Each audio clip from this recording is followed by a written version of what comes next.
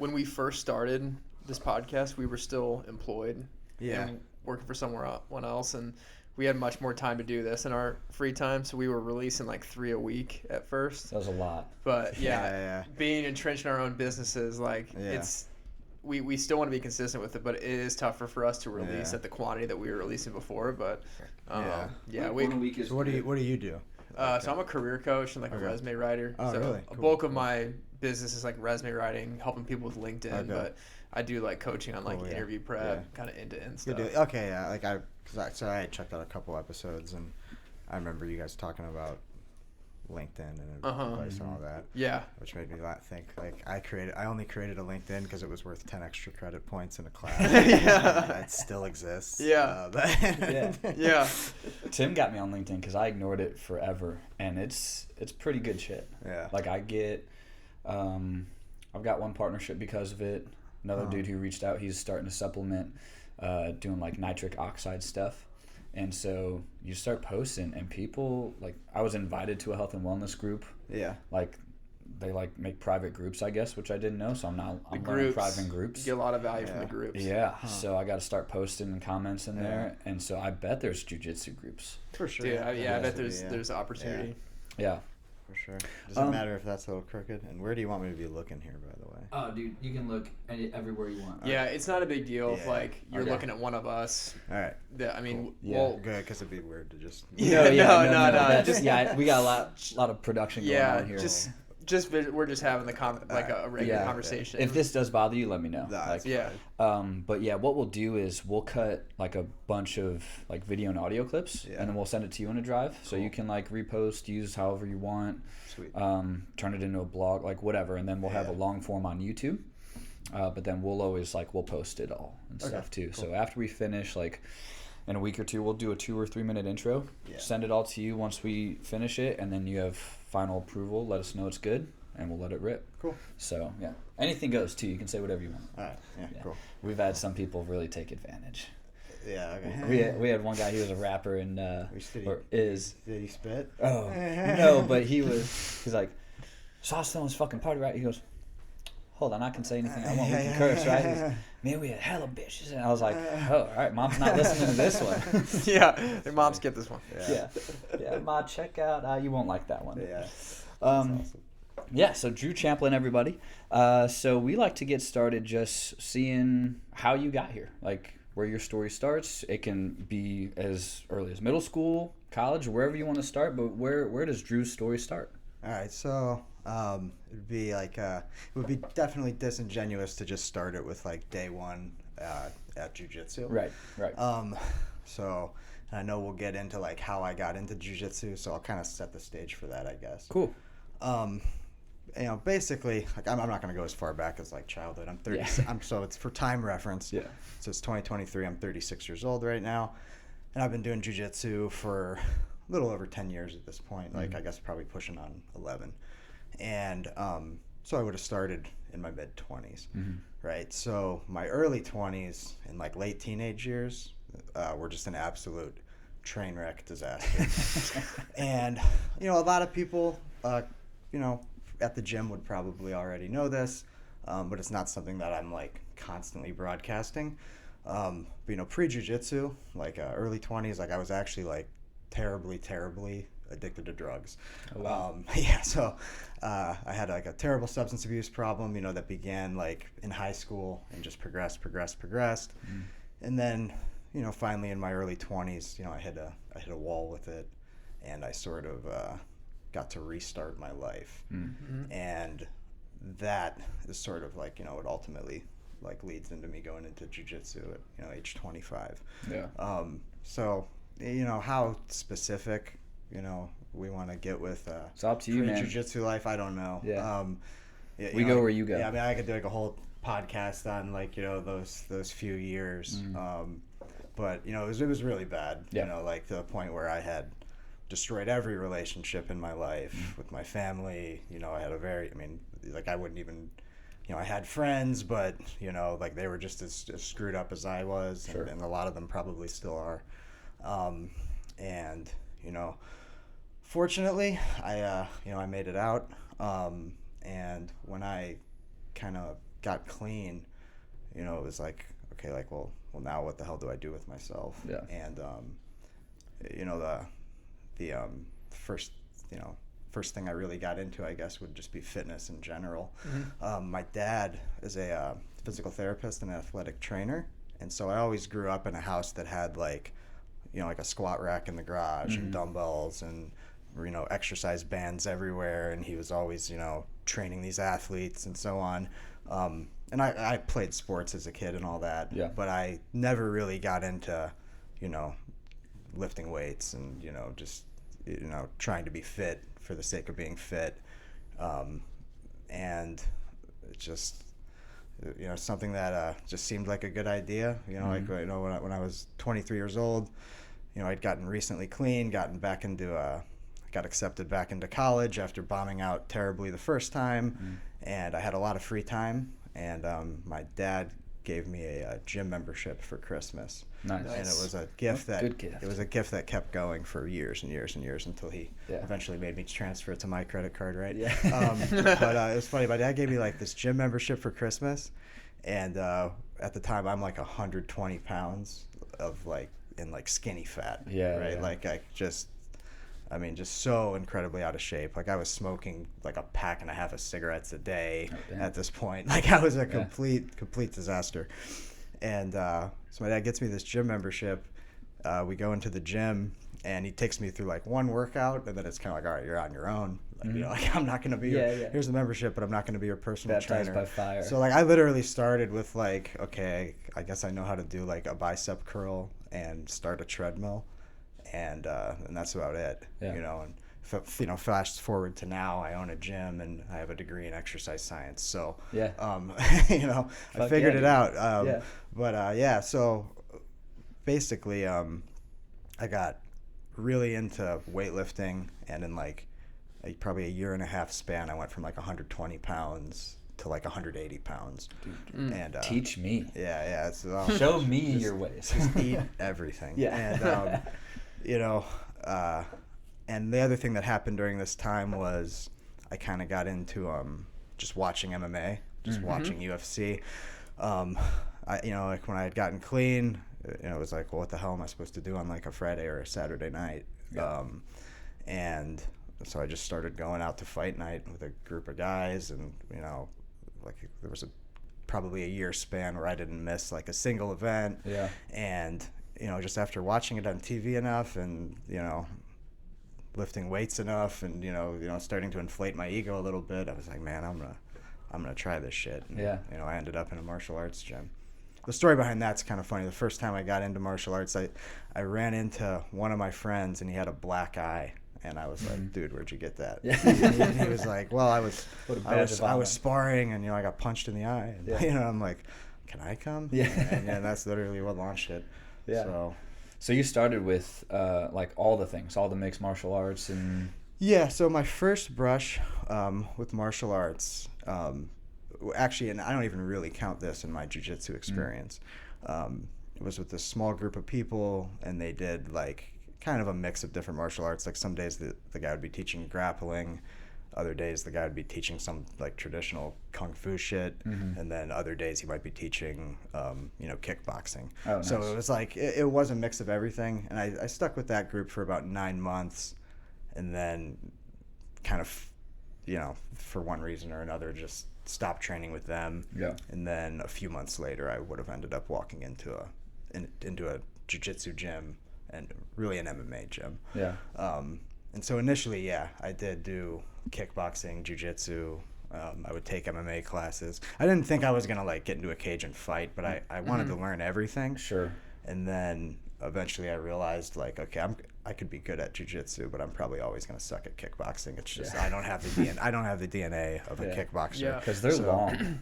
And I think it's, you know, I wasn't like old, like I was in my, you know, mid-20s, but I do think that if you're going to be like a for real striker, you should start as like a child probably. Like, I mean, obviously we could find a ton of exceptions to that. But I just, you know, was like, okay, I'm short, compact. I don't like getting punched in the nose. You know, this is like, so I'm just go all out into grappling. I've gotten a lot of things fixed So I'm like, jiu-jitsu is nice because, like, yeah, you can still, like, bust your nose, but it's not as likely as getting punched in the face. Yeah. And I'm like, I'm on the way to fixing everything from all the sports and damage I've done, so I'm done.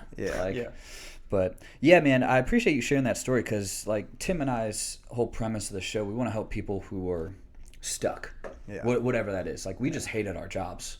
You know, been there. But we'll whether you hate your job or you hate your life.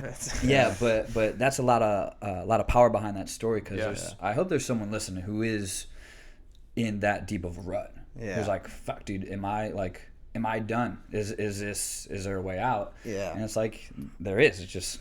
And one thing I've realized at the gym is that, like, I meet all these people who sign up, and some of them, there's guys at the gym who I know very, very little about their personal lives. Sure. And there's guys at the gym who within like 2 weeks, I feel like I know I could write their autobiography, right? Yeah. And I realize there's a lot of people with like, who are in the same place that I was. And then, somehow they make it out or they survive and then they want to turn it around and, somehow they end up, walking through the door. And, so that's why I said at the beginning, I think it'd be disingenuous for me to like not bring that up. For sure. Right. And it's a little like uncomfortable to bring up because it's like it's so far in the past, that it's like I almost just want to be like, that didn't happen. Like I joke like my life like started at like age 24, 23, right? Yeah. But that's not the truth.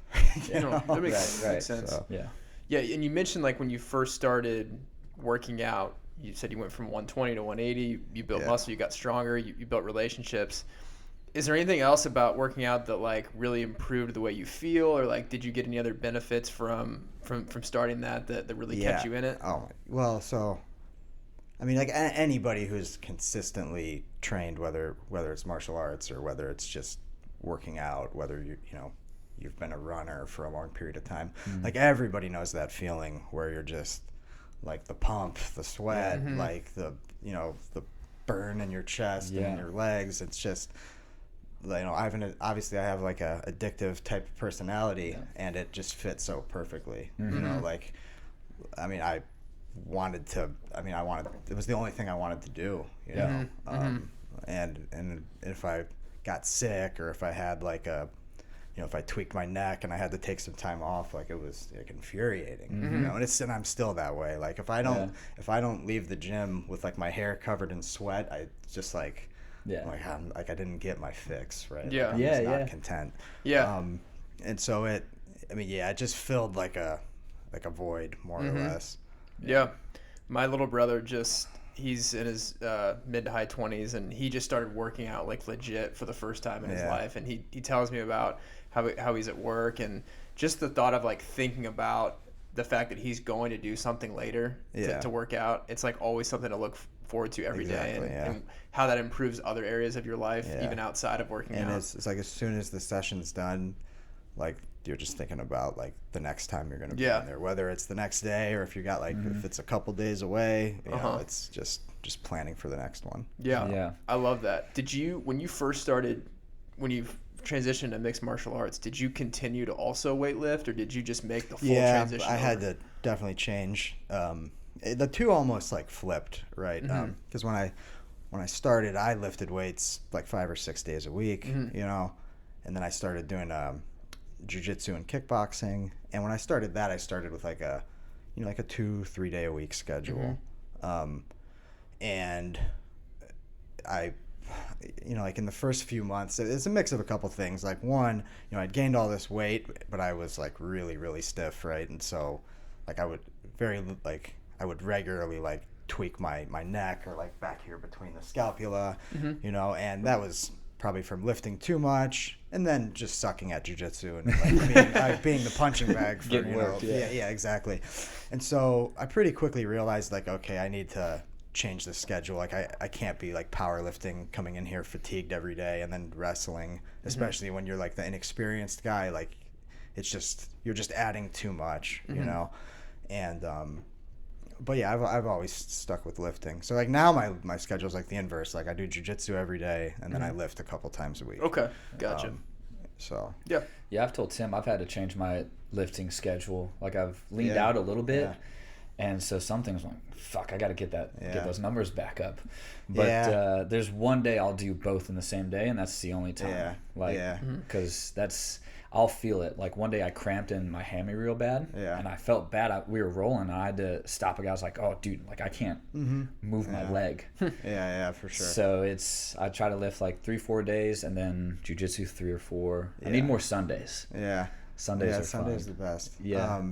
And I tell people that when they start, like if they're like a really avid weightlifter, I'm like, hey, if you're gonna try to train 3 times a week, like you're gonna have to adapt your lifting schedule. Because it would be like adding 3 more lifting sessions in. You know, like your body's just like not ready for that. And it's probably not the ideal way to like maximize your results anyway. Like sure, you can't just overwork yourself all the time. But I don't do as many like CrossFit WODs. Like maybe like 2 a week just to make sure I still got it. Don't want to lose it. But other than that, it's a lot of bodybuilding stuff, like accessory, just staying strong, and then feeling good. Like I feel like I kind of made the flip of more jiu-jitsu than like this is just the focus now. Awesome. So it's fun, man. It's addictive. Like I have clients, she'll see like all my bruises on my legs and arms. She goes, I don't understand it. I was like, you don't need to, but it's fucking awesome. It's the best. So, and those bruises will decrease over time. Always get mat burn on my feet, so I get in the shower and it's like, it stings for like 10 seconds. Gotta get it out. But so obviously one of my questions earlier that I was going to ask was what else jiu-jitsu gave you, but it gave you a way out. And it seems like that's it for a lot of people, even if they're not that stuck. I think it helps people mentally a lot of times. Like we've heard Patty the Baddie, he talks about what like jiu-jitsu, it helps him more in between the ears than anything else. Because like you can't think of what's going on outside while you're like fighting somebody. Like you're gonna get in big trouble. Hurt yourself or someone else. So that's a big reason I love it. And it's just you get that addiction to it. Totally agreed. And there's a big aspect of it. Like one thing I think that I immediately found with it, and this is not some people this isn't the case. Like some guys come to the gym, they don't tell you anything about their personal life. They go home. They're not coming out to dinner afterwards. They're not coming to the team party. That's fine, right? Like that's cool. But I was always like a pretty social guy growing up, and when I was trying to, I guess, find myself or whatever, and I found jiu-jitsu, it was like, like I pretty quickly realized like, oh, there's like this whole subculture and community here, and that I fit into pretty well, and I think anybody can fit into pretty well because jiu-jitsu is practiced by such a wide variety of people.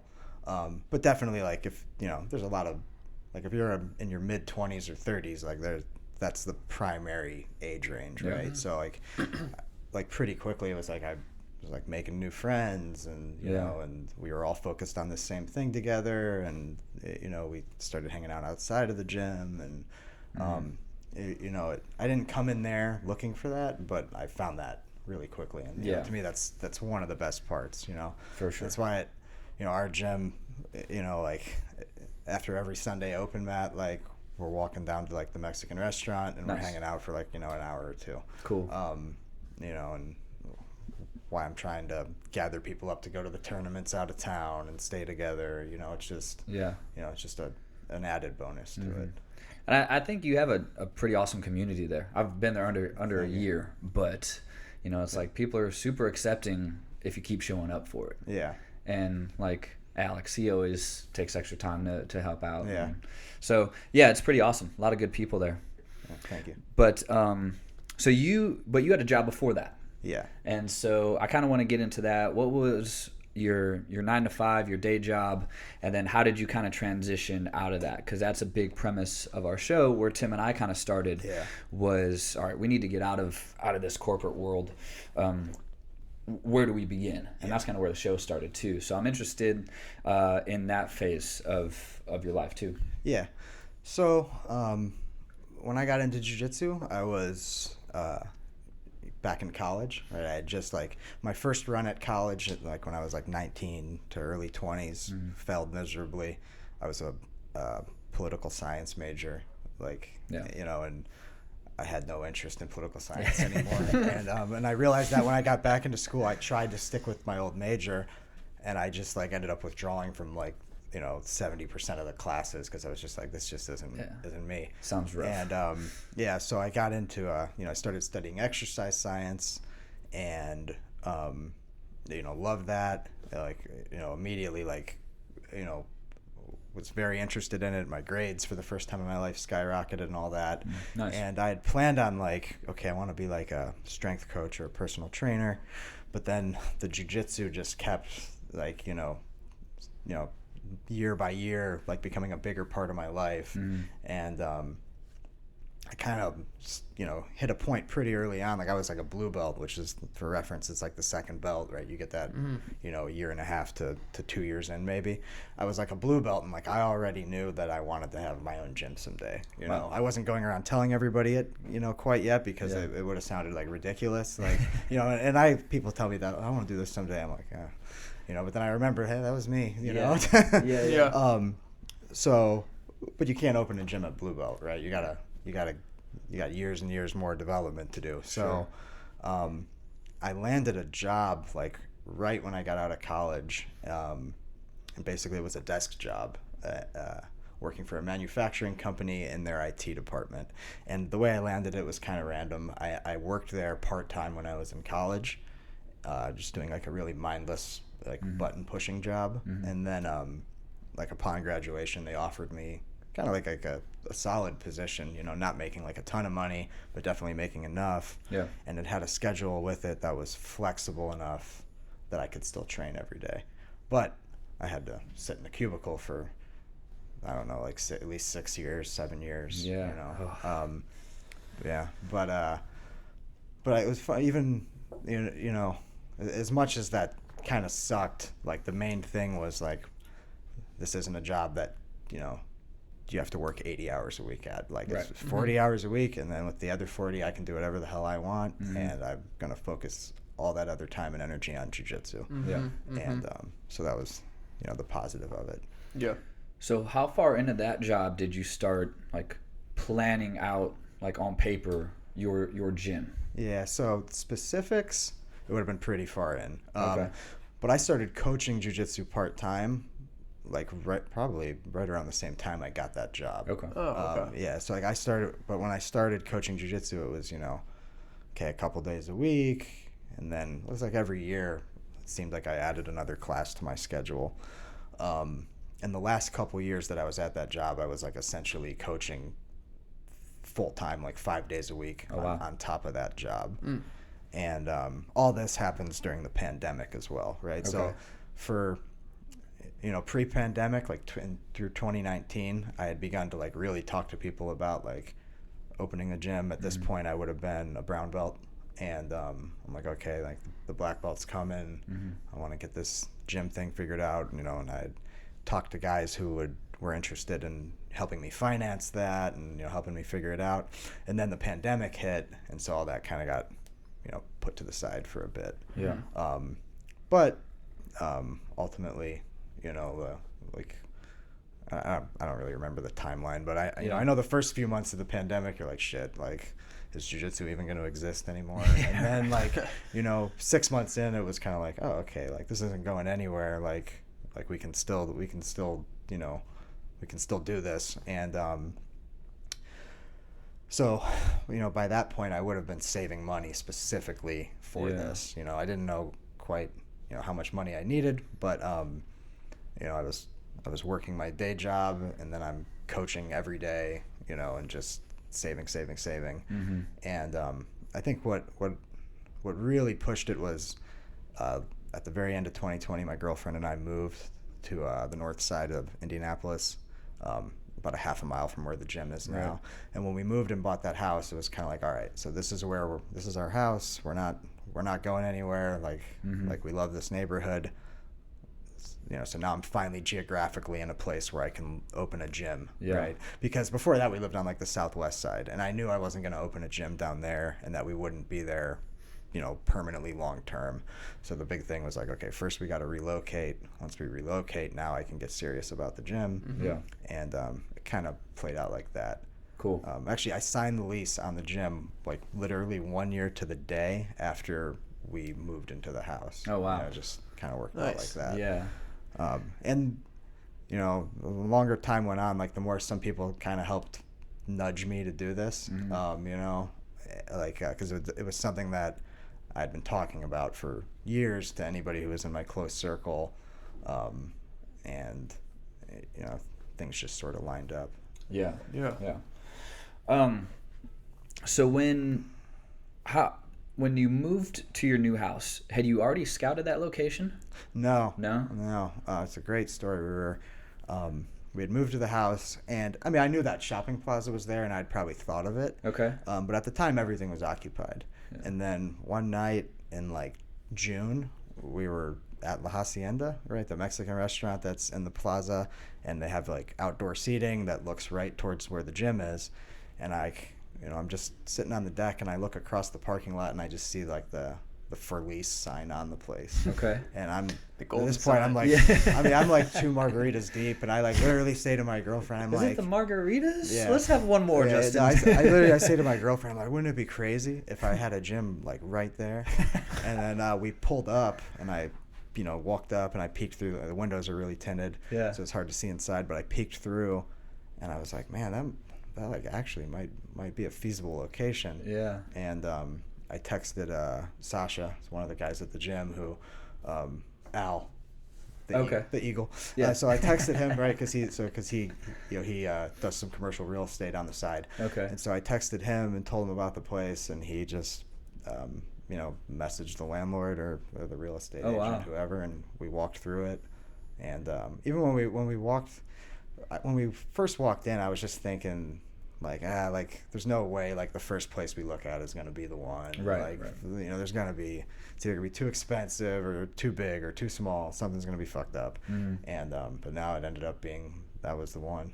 Yeah. And it's not that we didn't look elsewhere, like, because after we saw that place, I remember feeling like I was really fired up, like, oh my God, this could work, but we need to like do some homework in comparison. Sure. And we looked at a bunch of other options, and that ended up being the clear best choice. So, damn.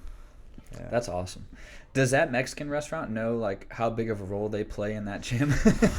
You got your own table by now? Yeah, like it's funny because like the waiters, like they definitely like know who we are, but I don't know if they know what we're doing over there. And I've tried to recruit their kids, like they'll be like, like the waitresses, like 10-year-old son will be hanging out at the restaurant, and like I've like slipped them business cards, and I'm like pointing at the building, and so far, hey, you kids like violence? Yeah. So far, no good. Switch my phone here real quick. I want to go back to when you were doing the coaching while you were working the job. Yeah. Do you have to be at a certain belt level to be a coach?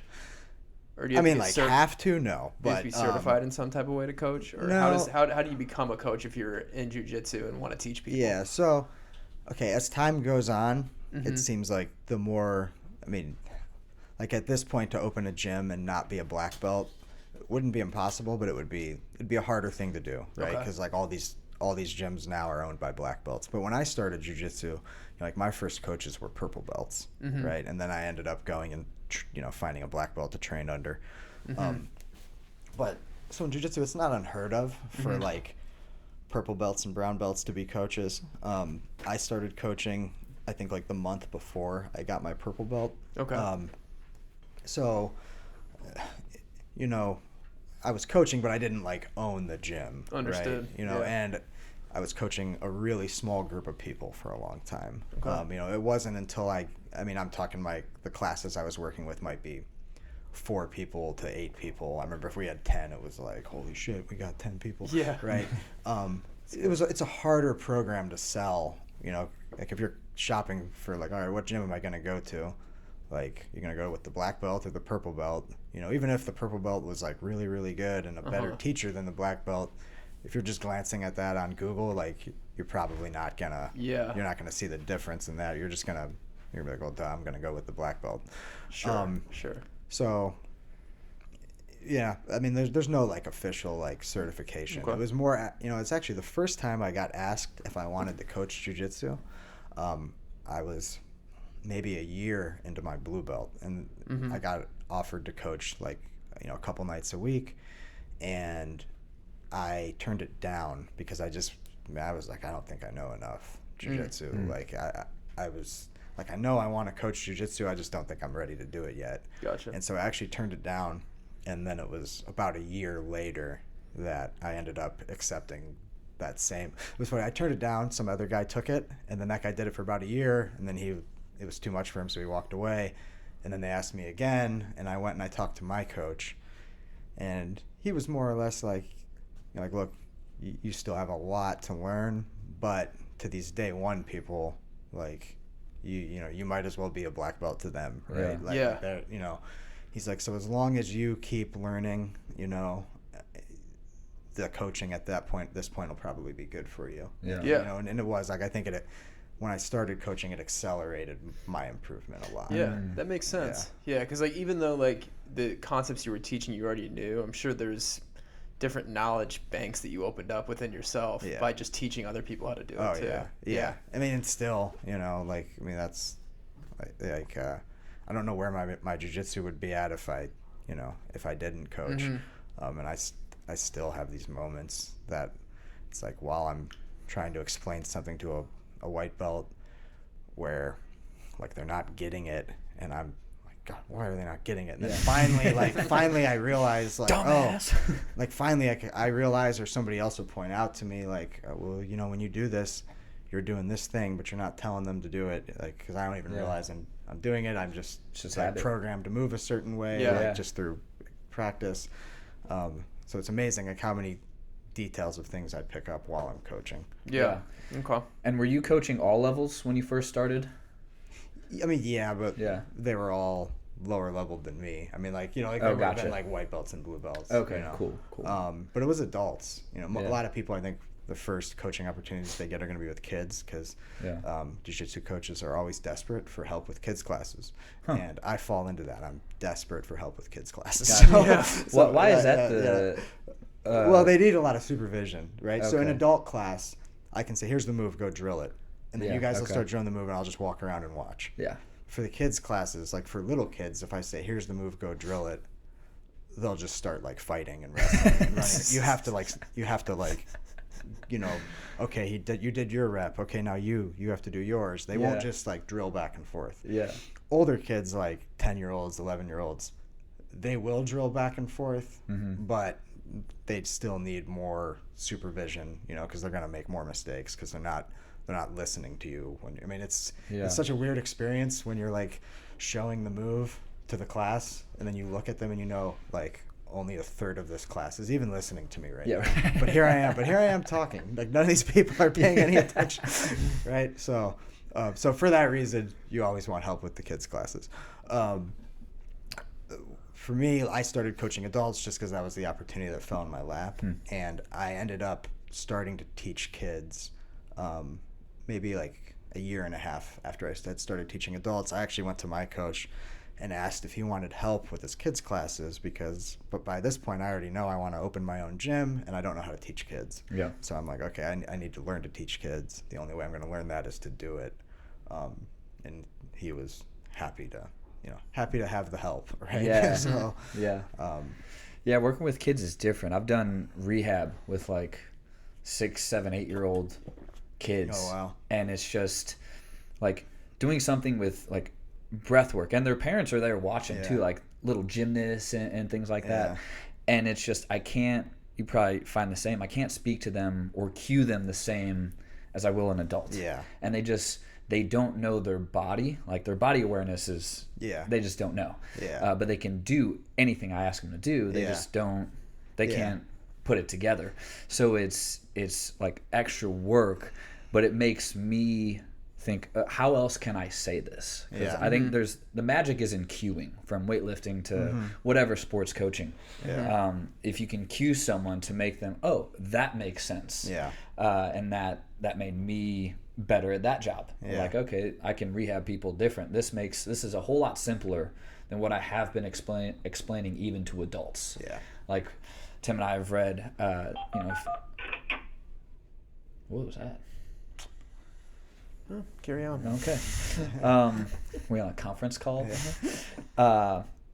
Where it's make it so simple, like a second or third grader can understand it. And even for adults, I got to break it down. I'm like, dude, I have no idea what this means. So when I work with kids, it makes me simplify, and I can do that with everybody. Yeah, definitely. And there's times where I figure, like it'll be a move that I know very well that I do, all the time when I'm doing jiu-jitsu.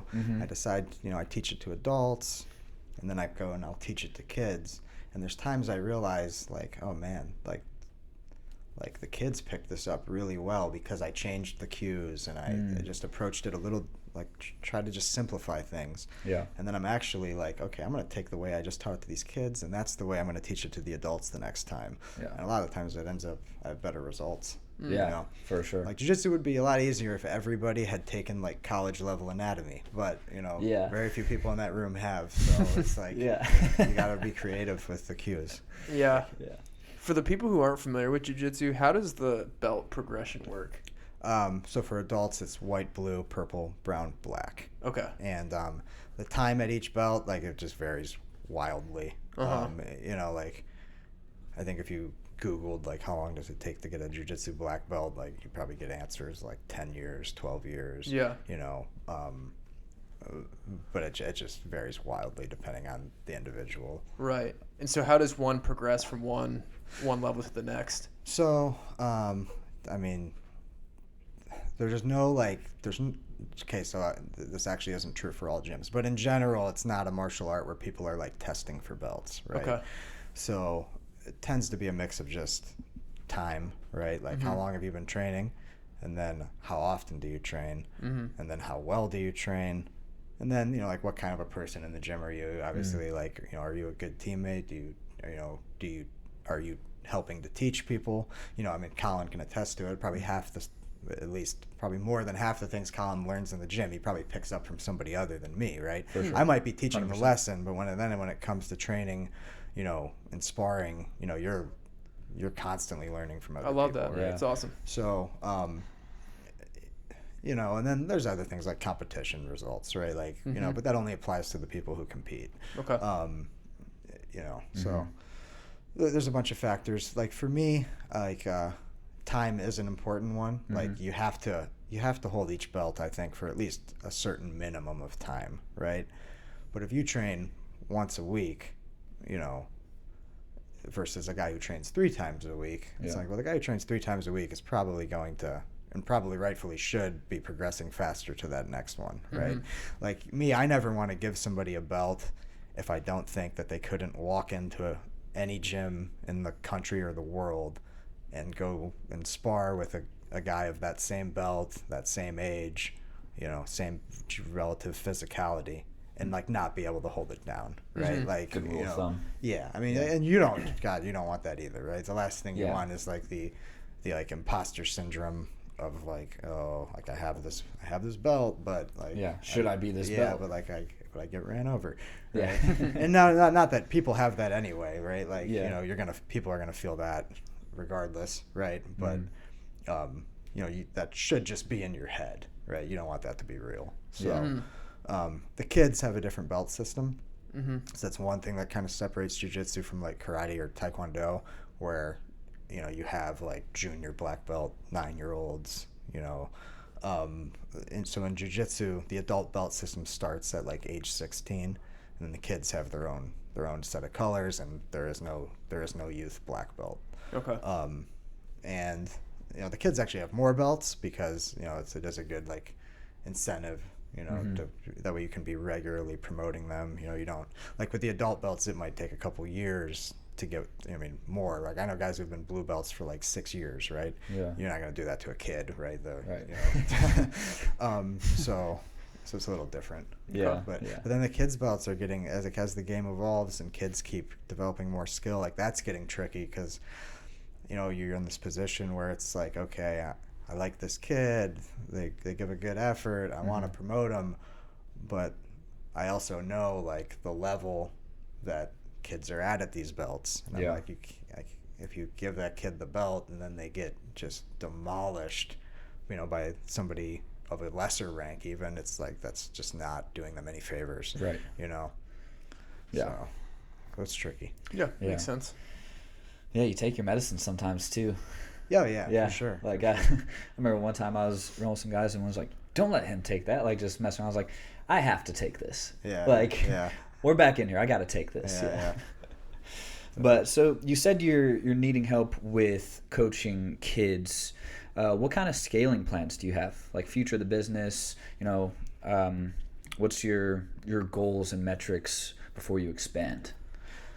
I don't know. Like part of me is like, I don't know what I want. Like what's gonna what do I want to do? Like what's gonna make me happy? Yeah. I don't want to grow this into something that I end up hating because it becomes like just overwhelming, and then I feel like I'm at a job, right? Mm-hmm. But at the same time, I do want to continue growing. So like Yeah.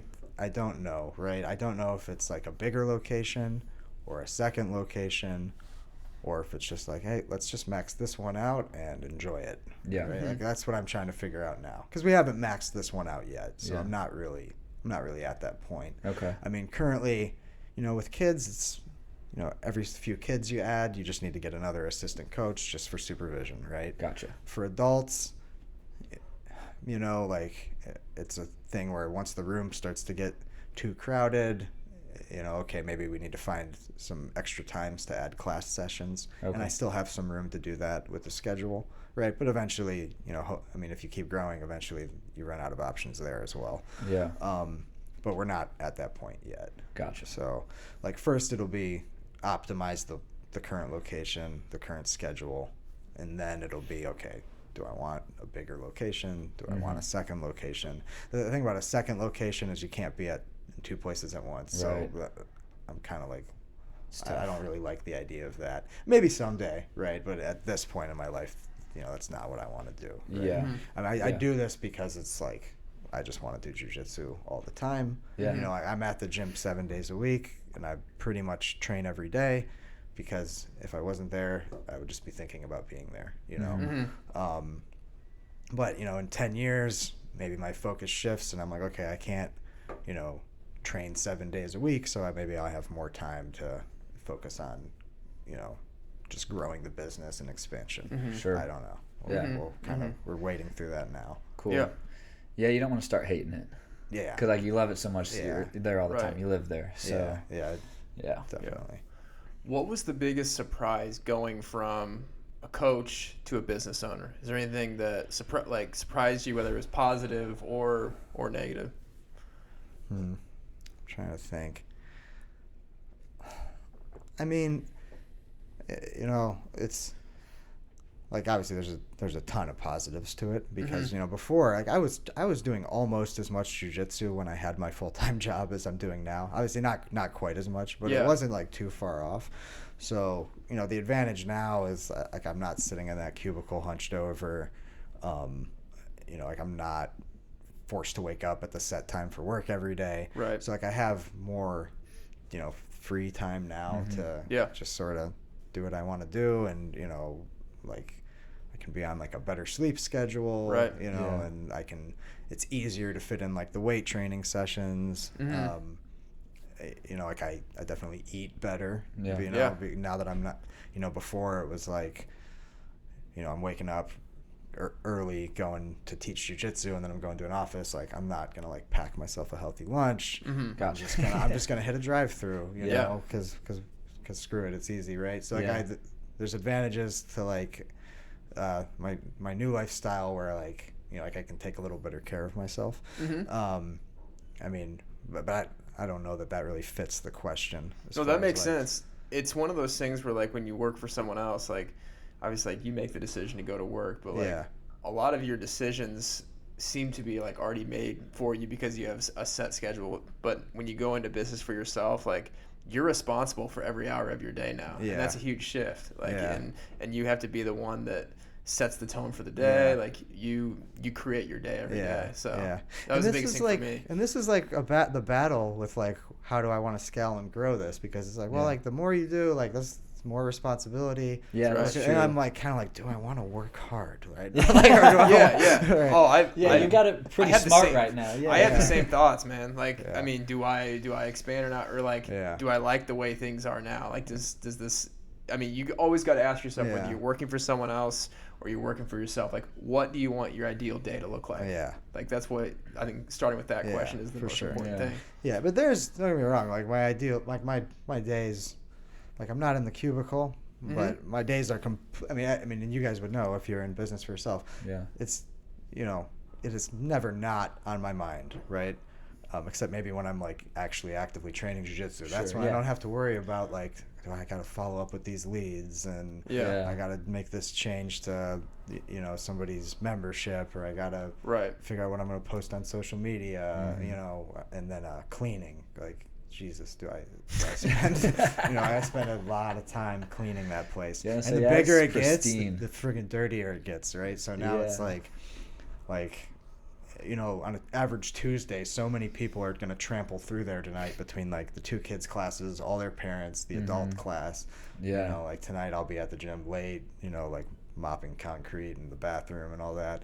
So You like, don't enjoy that? yeah. In some weird ways I actually do. Like I Therapeutic. like being there. I just like being there. Yeah. Yeah. And so It's yours. I used to spend hours a day in a car and I would just chew through podcasts, right? Like as Yeah. I'm driving to work and all these different gyms, and I'd have all this podcast time and like me time to just be in my head. And then now, like I own the gym and I live a half a mile from it. So my me time now is almost like when I'm cleaning the gym in the middle of the night, Gotcha. Yeah. right? That's fair. Yeah, but at the same time, it's like, well, if you scaled up and you hired some people, like you could have free time instead of spending hours and hours a week mopping, right? So I don't know. Yeah. Yeah. Makes sense. So do you think now that you have like your ideal days, would you say like we were talking about what's going to make you happy and you want to do what you want with your days and not be tied to, I mean, you have a set schedule. Yeah. But would you say they're as ideal as you want them to be right now, or anything you would change about it? No, I mean, like, I don't think I prefer it now. Like, Yeah. I mean, obviously, like I have no complaints about, like, Yeah. no regrets about this. But no, it's not ideal yet, right? Because Okay. it's like I still, am battling my own bad habits of like staying up too late and then like waking up and then squandering my morning and thinking, Yeah. like, man, like I could have done something with those hours, And Yeah, right. and then it's a lot of, because I'm a one-man show, right? So and it's 7 days a week, right? So it is, it's like double-sided. Like on one hand, I said earlier, it's the only thing I really want to do. Like I always want to be there. Like I'm always thinking and excited for the next time I get to train, Yeah. right? But because I'm there so much, it's kind of like you only have, like I don't have as much free time as I thought I was going to have. Maybe that's an answer to that surprise question. Okay. I did kind of think like, yeah, like once I'm just full-time jiu-jitsu, like life is just going to be so chill, and it's not, right? It's still Yeah. busy, like this, and now it's like a business that I need to manage. Yeah, it's stressful. And there's, and so there's room for improvement in Yeah. my days, Yeah. but I'm still figuring all that out. Yeah. Yeah. At least it's on your own terms. Like Yeah. all this, the time commitment. It's because it's a part of something you created Yeah. and built. So Yeah. that's awesome. Yeah, my problem, I do my best work at the opposite ends of the day. Yeah. So like I'll be up late working, but then I like being up in the morning to work Yeah. too. So I've had to work on my sleep to get like that 7-8. If I get under that, I'm toast. So you got to supplement it with naps. Like how do you? If you're waking up early and staying up late, yeah. how do you get 7 or 8 hours? Well, that's what I try to get, but sometimes it's like 6, Yeah. and I just power through it. Yeah. Like, Oh, yeah. all right, just For sure. get an extra coffee. Don't be a pussy. Yeah. But sometimes I will lay down for like 20-30 minutes if I cannot function. Like I think naps are a waste of time. So if I know you're a nap guy. Yeah. That's why but I do this. I hate naps. Yeah. Like I'm like it's a waste. I didn't get anything Yeah. done. So if I am at my computer and cannot work and I'm just like about to fall asleep, then I'll lay down. Yeah. Other than that, it's I might get a sugar-free Red Bull or something. Yeah. It's actually, and this is there's probably like people who would hear you say this and like their heads would explode. Like, do you know what I would give to take a nap? Yeah. Like the naps actually have become kind of like an issue because so on a lot of days it's like I'm either training at noon, teaching the noon class, or I had like private lessons, or maybe I lifted weights in the morning. And then so now it's like, 1:30, 2 in the afternoon, I eat lunch, and then I'm thinking, okay, I got to be back at the gym, by 5 or 6, or tonight I'll probably go back at like 4:30, right? Yeah. I got to be back at the gym this evening to teach the kids classes, the adult classes. I have a few hours here, but I'm tired, right? So I'm Just thinking had lunch, you're like full. if I don't take a nap, how am I gonna like get through these kids classes tonight? Yeah. Right. And so I end up like napping a lot, and then I wake up and I'm like, well, afternoon's wasted. Yeah. Like, we're not accomplishing anything significant today. Yeah. That is the thing I battle, and I think part of the issue is that like I'm still in the phase where like every time I go to the gym, I'm not just gonna coach the class and then go play with my phone while you guys spar. Like I'm gonna spar, right? And I'm gonna leave, every night exhausted, and if I train hard at the noon classes, like it's kind of inevitable that I'm gonna be a little beat in the afternoon. For sure. Right. Yeah. So, I think I probably need to like, maybe set some boundaries with my own training and just like force myself to do a little less, to gain some energy at other times. Yeah. But, happens. I maybe mean, you're addicted to it. You love it so Yeah, much. So it's yeah. like you can't just watch it and not get in there for a few rounds. And it's also a thing where I'm like, like I know that like I cannot keep this schedule up forever as far as like my own training time goes. Like, father time, right? Like, Yeah. Or just maybe eventually I hit a point where I'm like, I don't want to do it like this, and like, I want to back off. Yeah. But that's just today. That's not where I am. Like, Yeah. Right now, it's like I'm still young enough-ish that I can push it like this, so I'm going to, because I feel like I'd regret it if I didn't. Yeah. Yeah, for sure. Yeah, while you can. And I'm still trying to get. Like, I'm driven by like I want to get better. Like I'm not the end all be all of jiu-jitsu, right? And I want to keep improving. And this is the way I know how. Yeah, for sure. So what kind of goals do you have for your jiu-jitsu? Like, what are you chasing right now? Like competitive results, right? Like I'm not like chasing like a world title, right? Like I'm never gonna be like primarily a competitor, right? I'm primarily a jiu-jitsu coach, and the thing that I do jiu-jitsu because it's a lot of fun, and it's just been so rewarding for my life, right? But I do have some goals competitively, right? Like I want to win more tournaments. I want my tournament record to improve year by year. I want to become more comfortable competing. I've done a lot of competitions throughout the years, and I'm still a wreck before. Really? Yeah, I feel like it. Yeah, like I mean, I'm like in the bathroom dry heaving before it. Oh, fuck. Like I'm Wow. like maybe not every time, but like there's times where I'm just like I'm not comfortable in that environment, despite having done it many times. Yeah. And I don't know if I'll ever grow to like it, but I'm like trying to, like I never regret competing. Sure.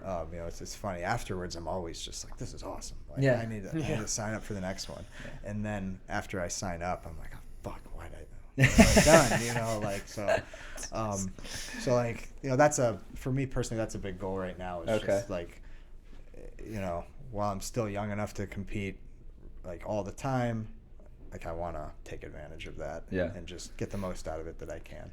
Do your jitters die down like after your first round with someone? Like, then that's are the thing. you settle in? The second match is different. Like now it's just it's fine, right? It's getting that first one. And honestly, once the match starts and the referees fight, I feel pretty clear-headed, right? Yeah. Like I can think when I'm out there. Okay.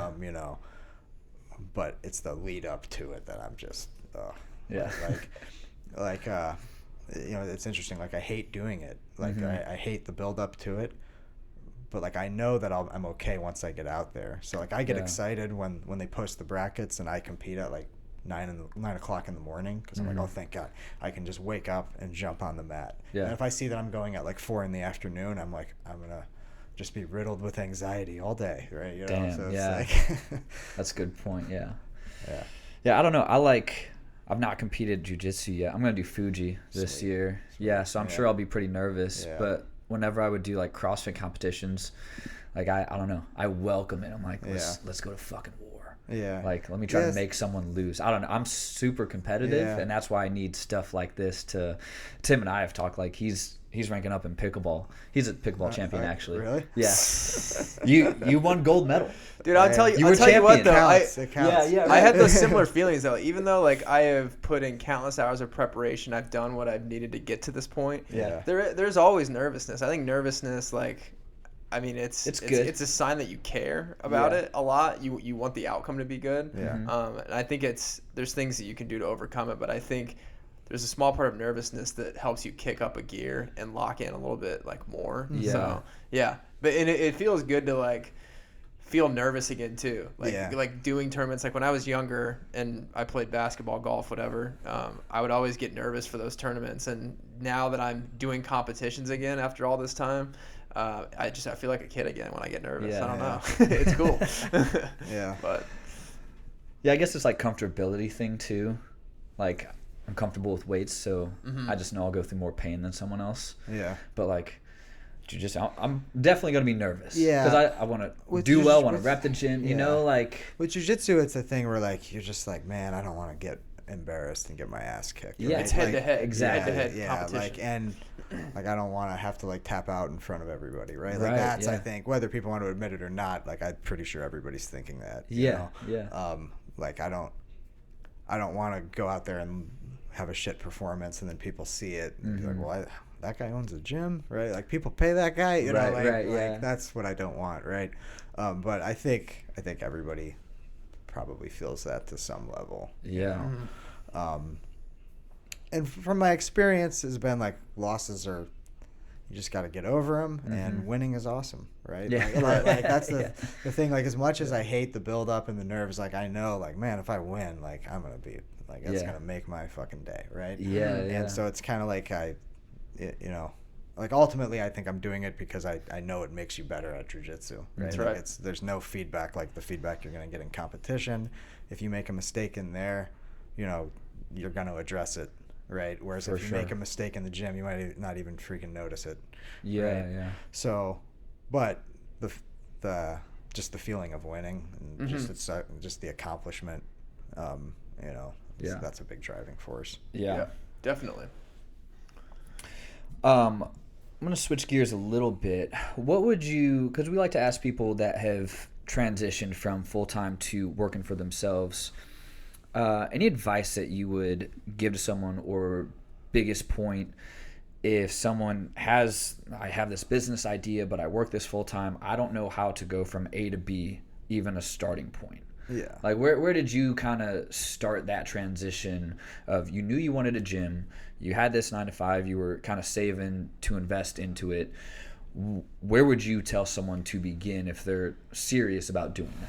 Yeah. Specifically for jiu-jitsu? Or just like in general? In general, yeah. Yeah. So, I mean, I guess it's obviously going to depend greatly on like the business, right? But I think anything you want to go into, there's going to be groundwork that needs to be laid, you know, and there's going to be skills you need to develop, and you gotta just suck it up. And even if you have to work like a busy full-time job, like you've got to find time to develop all those skills and necessary tools, right? Like, you know, like if I had just been training jiu-jitsu for fun and saving my money, and then when I hit like, okay, I got my money now, let's start the gym, but I hadn't taught all those years, like this whole thing would be a freaking disaster, right? And you know, like day one when I opened my gym, I had students, right? Like I had not a lot of them, not enough to cover the rent, right? But I had like 15 people day one, right? I wouldn't have built those people up had I not been coaching for years, right? For shitty money, right? Like when you know, my years of coaching jiu-jitsu, like it was like enough money to justify, I mean, I don't even know if it was enough money to justify the time, right? Like, you know, there's enough money to justify the drive, right? Yeah. My last year coaching jiu-jitsu before I opened the gym, I landed a pretty good coaching position where I was really able to, and that really helped me accelerate my saving, right? But up until that point, I coached for years just for the sole purpose of learning how to coach. And getting better at jiu-jitsu myself, and trying to build up a small group that way when I started my gym, day one I wouldn't be the only person there. And I think no matter what you're trying to do, like there's, whether it's like you need to learn some technical skills, like there's some things I didn't do, right? Like I should have before I opened the gym, I should have figured out like how to build a website or something, right? Or I should or those are the small details that come later on. Or I should have learned about taxes, right? Right. But no matter what you're doing, like there's for sure groundwork that you can lay. Oh yeah. That way, when it's actually time to make the switch, you're way more prepared. And if you can't, like I heard one of my favorite grapplers, I was listening to an interview of his, and somebody asked him like, how do you know when it's time to quit your job and go full time into this? And he was just like, if you don't love this enough to do both of them full time for a while, like it's probably not for you, right? That's a good point. Damn. Yeah. It's like, of course, eventually you hit a point where it's like, okay, time to burn the boats, time to just go for it, right? But you can't be delusional to think you can do that like the day you get the idea, for right? sure. So that's a good point. All the back end admin stuff, the website, tax, the boring shit. A lot of people think getting the LLC, like just doing those small things. Like that stuff, all that I learned on the fly when we decided to pull the trigger and do this, right? But I at least spent years on the jiu-jitsu side where like I already knew I could coach. Like I already knew people would stick around and stick with me for a long period of time. Like I had, there's guys that the gym's been open for reference for like 16 months. Like there's students there that I've coached for like 6 years, right? That's awesome. So like I already knew that like I, had done that work. Yeah. And then all the back end stuff, I was just like, well, we'll figure that out on the fly. Yeah. That's such valuable advice for people, because I feel like a lot of people, they think that they need to do the admin stuff first. Like, I need to get my logo design. I need to have all this ready. Yeah. You said laying the groundwork. Yeah. It's funny. I signed my lease before I had my logo. We were actually like in a crunch, like shitting out the logo. Yeah. I still wasn't even sure what I wanted to call the gym. Like if I wanted to even use my own name. Yeah. But years ago, for some reason, I had all that backwards, and I was like trying to develop the logo, and I bought my web domain, champlinbjj.com. I've owned that for like 5 years for some reason. Nice. I don't know why 5 years ago. Then when someone else I better buy this, Right. Like obviously that stuff, kind of can just be done, like when it's time to pull the trigger. Like there's, I kind of realized like, oh, there's not that much groundwork I can lay on this side of it, right? So just focus on what's going to make the, what's going to pay off when it actually is time to do it. Yeah, that's a good point, because I've the people that I did my nutrition certification with, I pay for like their mentorship and stuff. Yeah. And the CEO said one time, like I asked, what kind of forms do you use? This is a few years ago, when you send like a client their plan, and he's like, bro, if you're worried about how sexy it looks, you're worried about the wrong shit. He goes, I was sending it via email all the time. And it just, that small thing, and I send email most of the time. Sometimes it's text. Hey, this is what we're changing. Yeah. And it's like, it doesn't matter. Is it going to work? Yeah. And so like I didn't have a logo or a website for like 2 years in. Yeah. I didn't have a website. And someone's like, you're crazy. I was like, well, maybe. Yeah. It's like, fuck it, I'm working. Yeah. So it's a good point of don't worry about the little aesthetic things. Get it running. Yeah. Yeah. It's more like what skills are you going to need for what you want to do? And find a way to develop those, even if you have even if you're busy, right? You just, if you want to do it that bad, you're just going to have to do it. For sure. So has most of your growth been word of mouth? Because I know you post on like social media and stuff. Do you do any other advertising or? Big mix. So I do some online advertising, like on Google. Okay. I'll run some social media ads, not a lot. I'm just like not convinced that people, like I've had people come into the gym who found it on Instagram, but that's pretty rare. Gotcha. Usually it's either people are Googling or people just drive by and see it, right? Yeah. You know, so Does help. It just says Jiu-Jitsu in huge letters. Yeah, for sure. Yeah. And, you know, like the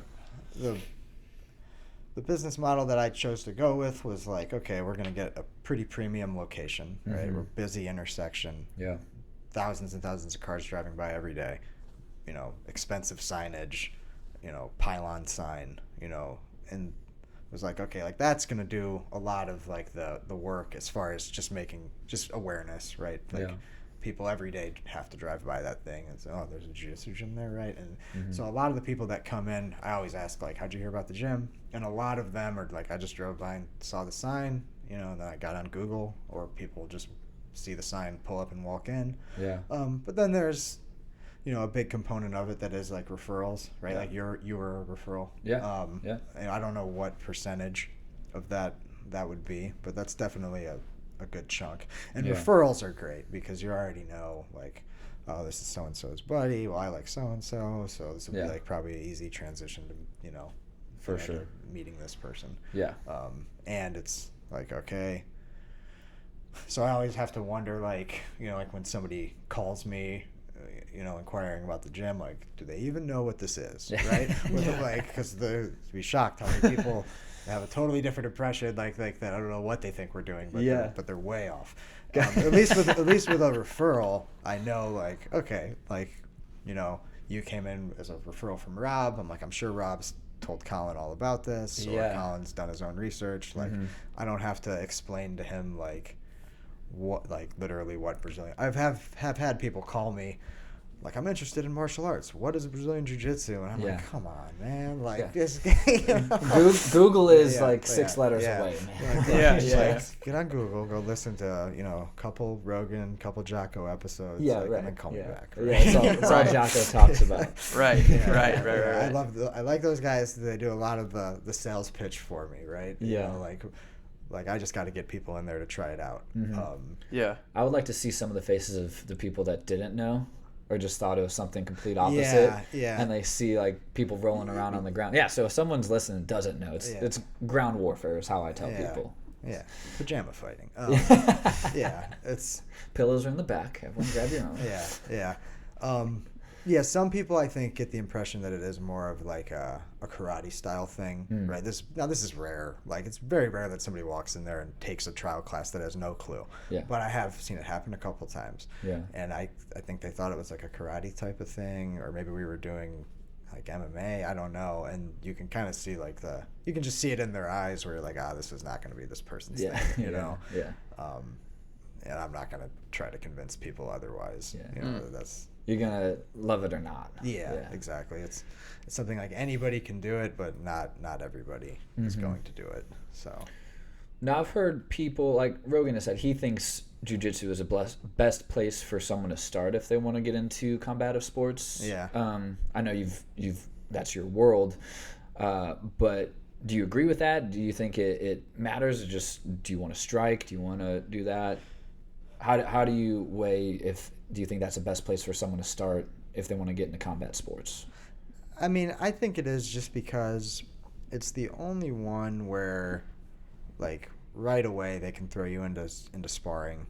You know, I mean, obviously that not for everybody. Like, not everybody should start sparring in jiu-jitsu right away. But most people are going to be okay pretty early on jumping into sparring, and you can go pretty hard, and then you both get to walk away at the end of it, you know, relatively unscathed, right? You know, obviously accidents happen, people get kneed in the eye, you know, whatever.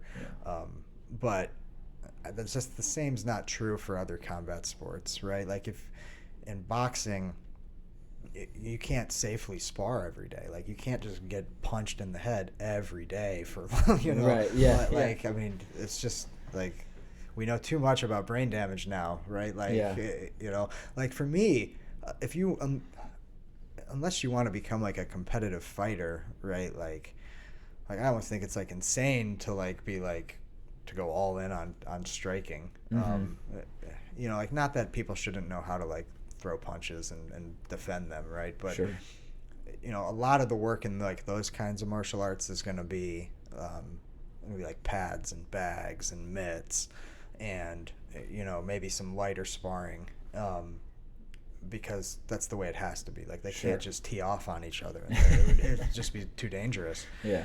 Whereas in jiu-jitsu, we just don't have to really worry about that as much. Obviously there's, there's definitely a way to do jiu-jitsu unsafely. Yeah. Right. But we iron that out. Right. sure. That's why when two day one beginners are about to match up with each other, I jump in. I'm like, no. Right. I'm going to pair you with two people who know what they're doing. Right. Yeah. We're going to teach you how to do this safely and smartly. So that's why I, have such a favor to jiu-jitsu. When I used to do kickboxing, it always felt like I was working out, right? Like I'm hitting pads. They're making me do burpees in between sets, right? Like I'm, like not as much of it is spent working with a partner, like one-on-one, right? And in jiu-jitsu, it's like entirely that, I mean, maybe there's some solo warm-ups, but other than that, everything you do is partnered up, and I just think in other combat sports, it feels like, this is like half martial art, half boot camp class. And, and some people want that, but that's not what I wanted, right? So fair enough. Yeah, because I was talking to Rob, and so people listening, my buddy Rob, he patrols one of the most dangerous areas in Indianapolis. Of course, he loves that shit. And so I was telling him, I was like, man, I want to get something combative. And I had another cop friend of mine. He was big on Krav Maga, which is Israeli close quarter combat. And Rob was like, man, think about how many fights end up on the ground.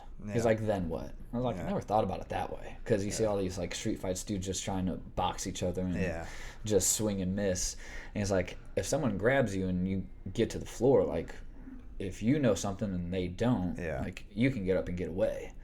And so that's when he's like, come to the jiu-jitsu gym and try it out. Yeah. And so I was like, that's a good point, because he said you can't spar Krav Maga. No. Because I was like, what do you mean you can't? He goes, you can't elbow people. And so I didn't do enough research. I just knew, from what people told me, it's like, dude, you're using weapons and all this shit. He goes, you can't, practice it, really. Yeah. And so I was like, that's fair. And we could have, a whole debate on, these different styles. And, but I think really, because in jiu-jitsu you can spar, right? And you're going to. It just makes it way more fun, right? I don't see, I do see the benefit of doing a different martial art, right? For maybe at least a period of time to learn a few fundamentals, but I just don't see how that could be fun and enjoyable long term. Yeah. If you're hey, we're learning the elbow again, but we can't do it to each other, right? It's well, that sucks. You want to hit some shit. How much, You want to hit some shit. Yeah. And because in jiu-jitsu there is such a emphasis put on live training, you just get used to that intensity of if somebody's trying to take my head off, and I don't think you get that. I don't think you can safely get that with a lot of other styles of fighting. Yeah. And I think that's look at jiu-jitsu competition. I mean, they have age brackets going up to they have geriatric jiu-jitsu brackets, right? You can. I saw two grandma black belts on the internet. They're 75, 80 years old. Yeah. This past weekend, going at it. That's what I want to be when I grow up. You just right there. 75-year-old black belt. Come on, Tim. Let's go. 71st and Binford, baby. Come on. Yeah. Come on. You don't see that in any other martial art, man. Yeah. It's just, whether it's because it's not safe or because it just is boring or because it's total bullshit, right? I don't like to get into that discussion because, I just, whatever. Yeah. You can listen to a lot of people argue on the internet about that. But for me, I just think for all those reasons, that's why jiu-jitsu is the best. Yeah. Yeah. Fair enough. Man, we covered a lot. Anything that, Tim, any other questions for Drew before we start to wrap up a little bit here. You kind of answered my last question with that last discussion, but I'm good on my end in terms of questions. Yeah. Drew, anything that you want to cover before we kind of close things up here? Anything we haven't discussed that you want to make sure you give our listeners here? I'll probably think of something like on my ride home. Okay. Well, we can do a round two. Yeah. Definitely do a round two. Yeah, that's a nice thing. Yeah, we can do that. So we do like to ask everyone same question at the end, and that's how you'd like to be remembered. Mm-hmm. So we're going to go a little deep for a sec. Yeah. But, when it's all said and done, how do you want people to remember you? Yeah. Man, funny. I've never really thought much about that. Mm-hmm. Definitely, like I would want to be remembered as somebody that, like, cared about the people in their circle, right? Yeah. And, like, for me, that would be my family, my friends, and my students, right? Like, I can't remember who it was that, like, years ago, I heard them say something like, the biggest thing people want to know is that their coach cares, right? It's not even that, like, their coach is, like, the best guy in the world. They just want to know that, like, he actually gives a shit about them and their, and their experience and their, progress. So, like, that's one thing that jumped out to me. Another thing, and that kind of ties into it, is, we didn't get too specific about, like, my life pre-jiu-jitsu and, like, we kind of sped through it, like, in the transition into, how I got to where I am now. But through that time, there were a lot of people who, kind of helped guide me through that, whether it was, like, my bosses at my day job, but as much as I bitched about my day job and as much as I wanted out, like, I worked for some really great people, who really, were just absolutely essential into helping me get to where I am today. And I have some friends, when I was coming out of that, old, shitty life, that, were just super, super supportive. And, I feel like I have a lot to pay forward, because of that, and I just hope that I'm able to do that. And I don't know that I can possibly pay, like, what people have done for me, but I think it's, like, my responsibility to try. That's how I would want to be remembered. Yeah. I love that. And I would want to be remembered for having a vicious guard game. Right. Yes.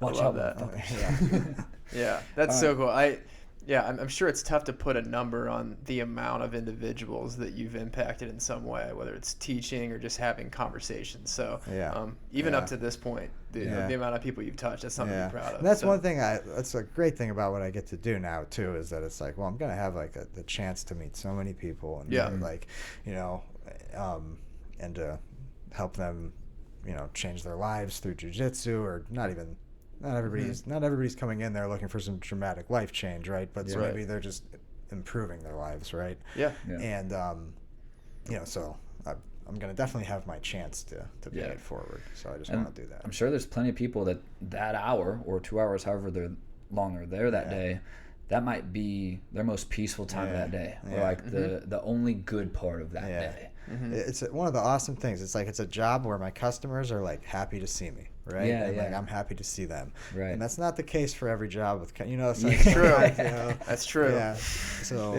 and that's one of the challenges. It's like, I'm kind of like, okay, regardless of what's going on, regardless if I'm tired because I didn't sleep well, or I'm tired from training, or I'm pissed off because something, on the admin end of the gym happened, like, I've got to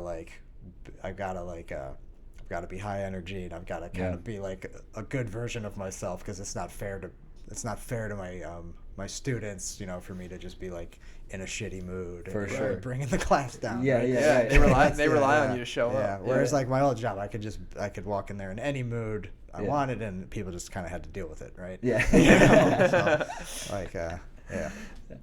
Drew, where can people find you? Social media? I know you had your website earlier, but rehash that so if people want to search you. The website is champlinbjj.com.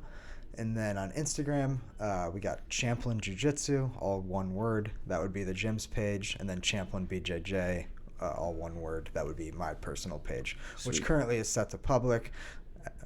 There's times I set it to private. namely in the lead up to competitions when I try to limit my opponents stalking me, Oh, right? Because I didn't think about that. Well, I'm stalking them, right? So for sure. Same, something for pickleball. Think about that. Yeah, well, I have done it before. No, for sure. Yeah, For sure. you gotta get the intel. So yeah, that's where you can find That it. makes And sense. we'll tag everything in like our show notes too. Awesome. But yeah, man, appreciate you coming up, hanging out with us. Yeah, thank you. Taking the time. So it was a lot of fun getting to sit down and Thank you, just guys. chop it up. Yeah. Awesome. All right, everyone. Thanks for listening. Thanks for hanging. Until next time, we are out of here.